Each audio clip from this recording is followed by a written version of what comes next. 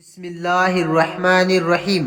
جب ایک یہودی نے حضور صلی اللہ علیہ وسلم پر تلوار اٹھائی، دوستو جس کی حفاظت اللہ کرے اسے دنیا کی کوئی بھی طاقت مٹا نہیں سکتی۔ جب تک ہمارے حضور صلی اللہ علیہ وسلم اس دنیا میں رہے تو کافروں نے بہت کوشش کی کہ کسی طرح آپ صلی اللہ علیہ وسلم کو شہید کر کے اسلام کا نام و نشان مٹا دیا جائے، لیکن ہمیشہ انہیں اپنی اس کوشش میں ناکامی ہی ملی۔ کبھی تو ان لوگوں نے چاہا کہ آپ صلی اللہ علیہ وسلم پر بڑا سا پتھر گرا کر آپ کو شہید کر دیا جائے، لیکن حضرت جبریل نے آ کر آپ صلی اللہ علیہ وسلم کو اس کی خبر دے دی۔ اور کبھی انہوں نے چاہا کہ آپ صلی اللہ علیہ وسلم کے کھانے میں زہر ملا دیا جائے، لیکن جیسے ہی حضور صلی اللہ علیہ وسلم نے اس کھانے کو ہاتھ لگایا تو اللہ نے آپ کو باخبر کر دیا کہ اس کھانے میں زہر ملا ہے۔ اس لیے کافر ساری زندگی کوشش کرنے کے باوجود بھی حضور صلی اللہ علیہ وسلم کو کوئی نقصان نہ پہنچا سکے، کیونکہ آپ صلی اللہ علیہ وسلم کی حفاظت اللہ تعالیٰ فرماتے تھے۔ دوستو ایسا ہی کچھ واقعہ سن 5 ہجری میں ہوا کہ جب ایک صحابی بازار میں کچھ سامان خریدنے گئے تو وہاں ایک نجدی تاجر نے آ کر کہا کہ اے مسلمانوں، میں نے راستے میں دیکھا کہ قبیلہ انمار کے لوگ تم پر حملہ کرنے کی تیاری کر رہے اور تم یہاں غافل بیٹھے ہو۔ تو یہ خبر جیسے حضور صلی اللہ علیہ وسلم کو پہنچی تو آپ نے حکم جاری کیا کہ سبھی اپنے ہتھیار تیار کرو، ہم آج ہی قبیلہ انمار پر حملہ بولیں گے۔ آخر تمام صحابہ اکرام تیار ہو کر قبیلہ انمار کی طرف نکلے۔ ان لوگوں کو جیسے ہی معلوم ہوا کہ ہماری سازش کی خبر مسلمانوں تک پہنچ گئی ہے اور وہ ہم پر چڑھائی کرنے آ رہے تو قبیلے کے لوگ گھبرا کر پہاڑوں پر چڑھ گئے۔ حضور صلی اللہ علیہ وسلم نے قبیلہ انمار کے پاس ہی کئی دنوں تک پڑاؤ ڈالا۔ آخر اس قبیلے والوں نے بغیر لڑے ہی اپنی ہار مان لی اور مسلمانوں کو فتح حاصل ہوئی۔ جب حضور صلی اللہ علیہ وسلم اس قبیلے کے پاس ہی پڑاؤ ڈال کر قیام کر رہے تھے تو ایک دن دوپہر کے وقت حضور صلی اللہ علیہ وسلم نے تمام صحابہ اکرام کو حکم دیا کہ تم لوگ کسی پیڑ کے سائے میں آرام کر لو، اور پھر آپ صلی اللہ علیہ وسلم بھی ایک پیڑ کے سائے میں لیٹ کر سو گئے۔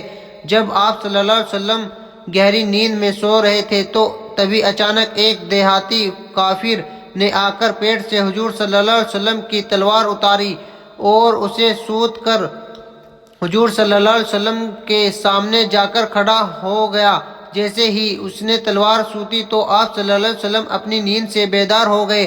وہ دیہاتی کافر تو سمجھ رہا تھا کہ میرے ہاتھ میں تلوار دیکھ کے محمد صلی اللہ علیہ وسلم ڈر جائیں گے، لیکن ایسا کچھ بھی نہ ہوا، بلکہ آپ صلی اللہ علیہ وسلم نے تو بہت ہی سکون و اطمینان سے اس دیہاتی کافر کی طرف دیکھا تو وہ دیہاتی کافر غصے میں تلوار ہوا میں لہراتے ہوئے کہنے لگا کہ اب آپ کو مجھ سے کون بچائے گا؟ تو حضور صلی اللہ علیہ وسلم خاموش رہے۔ اگلی بار پھر اس نے پوچھا کہ آخر اب آپ کو مجھ سے کون بچائے گا؟ تب بھی حضور صلی اللہ علیہ وسلم خاموش رہے۔ اور جب اس نے تیسری بار پوچھا کہ آخر اب آپ کو کون بچائے گا؟ تو آپ صلی اللہ علیہ وسلم نے جواب دیا کہ میرا اللہ میری حفاظت کرے گا۔ اللہ کا نام سنتے ہی اس دیہاتی کافر کا ہاتھ کانپنے لگا اور تلوار چھٹ کر زمین پر گر گئی۔ حضور صلی اللہ علیہ وسلم نے آگے بڑھ کر تلوار اٹھائی اور پھر اس کافر سے پوچھا کہ آخر تمہیں اب مجھ سے کون بچائے گا؟ تو اس دیہاتی نے جواب دیا کہ مجھے پورا یقین ہے کہ آپ ایک نیک اور اچھے انسان ہیں۔ میں آپ سے وعدہ کرتا ہوں کہ اب میں آپ کے دشمنوں کا ساتھ کبھی نہیں دوں گا، بلکہ اپنی قوم کو بھی جا کر سمجھاؤں گا کہ وہ آپ سے جنگ نہ کرے۔ اس پر حضور صلی اللہ علیہ وسلم نے اسے معاف کر دیا اور جانے کی اجازت دے دی۔ کچھ صحابہ اکرام نے اس دیہاتی کو قتل کرنا چاہا، لیکن حضور صلی اللہ علیہ وسلم نے منع فرما دیا۔ آخر جب وہ دیہاتی اپنی قوم میں پہنچا تو کہنے لگا کہ میں اس وقت ایک ایسے انسان سے مل کر آ رہا ہوں کہ جو ساری زمین پر سب سے بہتر ہے۔ اب تم لوگوں کے لیے بھی لازمی ہے کہ اس سے جنگ نہ لڑو، بلکہ تمہیں ان کی اتباع کرنی چاہیے۔ لیکن قوم کے لوگوں نے اس کی ایک نہ سنی۔ اسی طرح ہجرت کے موقع پر بھی ابو جہل نے پورا پلان بنا لیا تھا کہ حضور صلی اللہ علیہ وسلم کو ہر حال میں آج ہی کی رات شہید کرنا ہے، لیکن وہ ناکام رہا۔ اس نے پلان بنانے میں کوئی کسر نہ چھوڑی۔ وہ پلان کچھ اس طرح کا تھا کہ آس پاس کے بڑے بڑے قبیلوں کے سردار اپنی اپنی تلواریں لے کر رات کے وقت حضور صلی اللہ علیہ وسلم کے حجرے کے سامنے آ کر کھڑے ہو جائے اور جیسے ہی آپ صلی اللہ علیہ وسلم باہر نکلے تو انہیں شہید کر دے۔ اگر سارے قبیلے والے ایک ساتھ جمع ہو کر ان پر حملہ کریں گے تو محمد صلی اللہ علیہ وسلم کے خاندان والے مجبور پڑ جائیں گے، کیونکہ وہ عرب کے سارے قبیلوں سے تو اکیلے بدلہ نہیں لے سکتے۔ آخر ایسا ہی کیا گیا۔ اس رات آس پاس کے قبیلوں کے سردار تلواریں لے کر حضور صلی اللہ علیہ وسلم کے حجرے کے باہر آ کر کھڑے ہو گئے۔ حضور صلی اللہ علیہ وسلم حجرے کے اندر تھے۔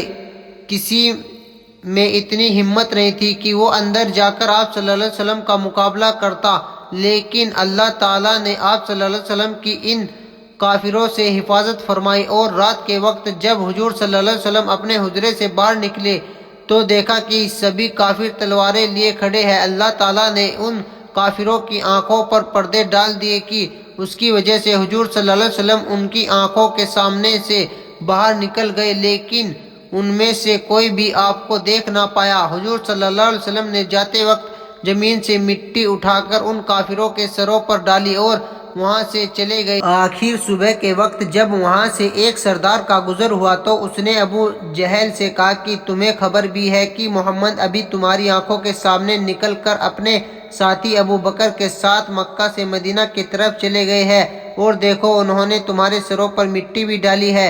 اور جب ان مشرکوں نے اپنے سروں پر ہاتھ پھیرا تو دیکھا کہ حقیقت میں سروں پر مٹی پڑی تھی، لیکن اب تک بہت دیر ہو چکی تھی۔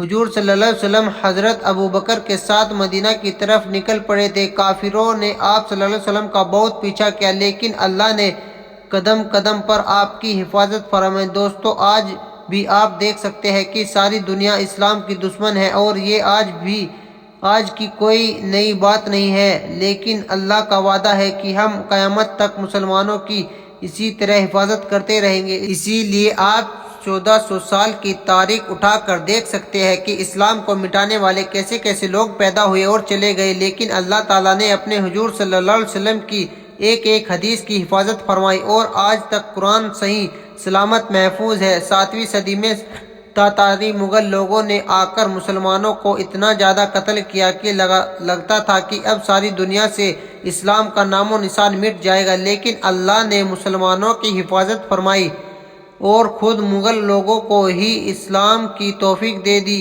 روس کی حکومت پر کبھی ایک کمیونسٹ حاکم بیٹھا کہ جس کا نام اسٹالین تھا۔ وہ مسلمانوں کا اتنا بڑا دشمن تھا کہ اس نے اپنی زندگی میں 5 کروڑ سے زیادہ مسلمانوں کو قتل کروایا۔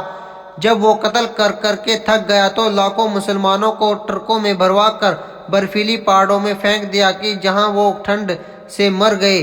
دیکھنے سے اس وقت بھی یہی لگتا تھا کہ شاید اب اسلام کا وہ نقشہ زمین پر باقی نہیں رہے گا، لیکن ایسا بالکل بھی نہ ہوا۔ اللہ تعالیٰ نے مسلمانوں کی حفاظت فرمائی اور ان ظالموں کی 1000 کوششوں کے باوجود بھی اپنے سچے پکے مذہب اسلام کو ختم نہ ہونے دیا، اور اللہ کا وعدہ ہے کہ قیامت تک میں اپنے قرآن و اسلام کی اسی طرح حفاظت کرتا رہوں گا۔ اللہ تعالیٰ ہم سبھی کو دین کی صحیح سمجھ عطا فرمائے۔